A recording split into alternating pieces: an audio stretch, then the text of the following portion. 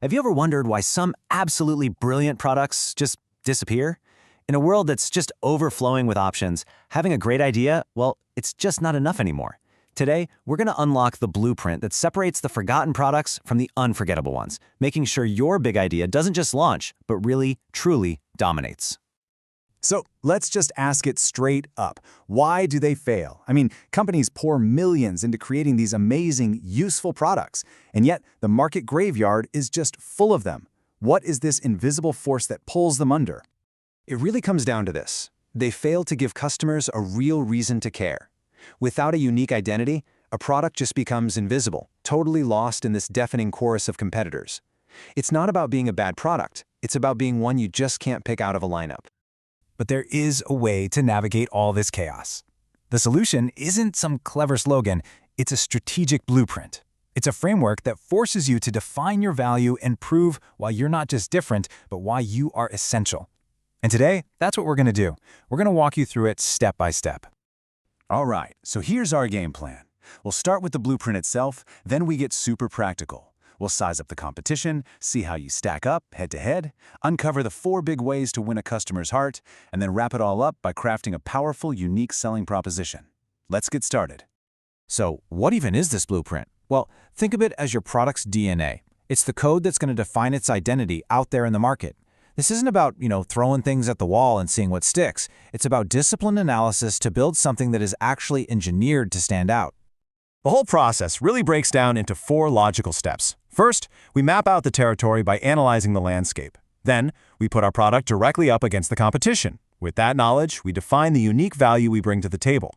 And finally, we build a fortress around that value, creating a defensible, solid market position. Okay, our first move is all about reconnaissance. Before you can even begin to declare that you're different, you have to intimately understand what you're different from. So, it's time to do the homework and map out that competitive landscape. Look, this is your pre-launch checklist, and skipping it is, well, it's fatal. You've got to know your competitors' features and their customers inside and out. But even more importantly, you have to be able to pinpoint the exact customer pain you solve and the genuine innovation you deliver. This research isn't just data, it's the foundation for your entire strategy. So now that we've got the map drawn, it's time for the showdown.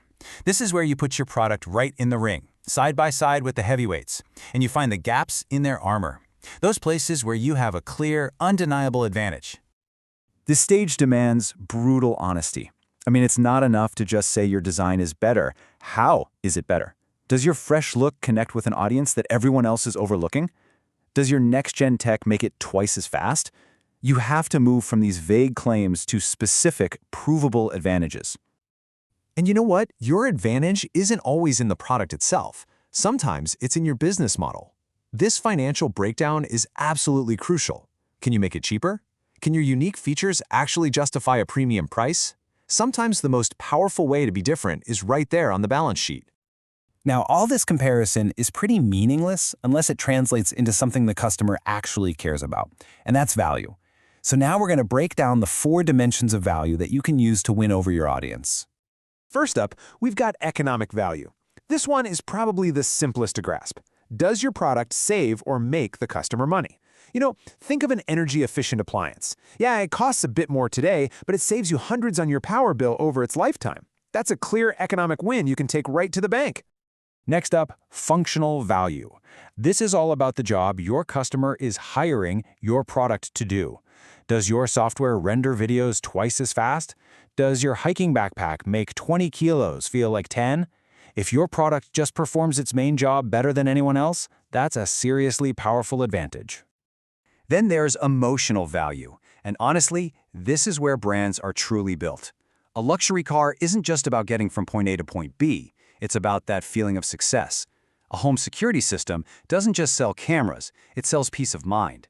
This is the kind of value that competitors find almost impossible to copy. And finally, there's social value. This is all about belonging. Owning a certain brand can be a badge of honor, signaling that you're part of a tribe, whether that's sustainable shoppers or cutting-edge tech adopters.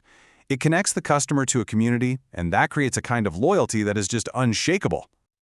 Okay, this is where it all comes together. All the analysis, all the deep thinking, it has to be forged into the sharp tip of the spear, your unique selling proposition. This is the powerful summary of your place in the world. To win, you have to be able to answer these 5 questions without a second of hesitation. What is your one-sentence knockout punch, your USP?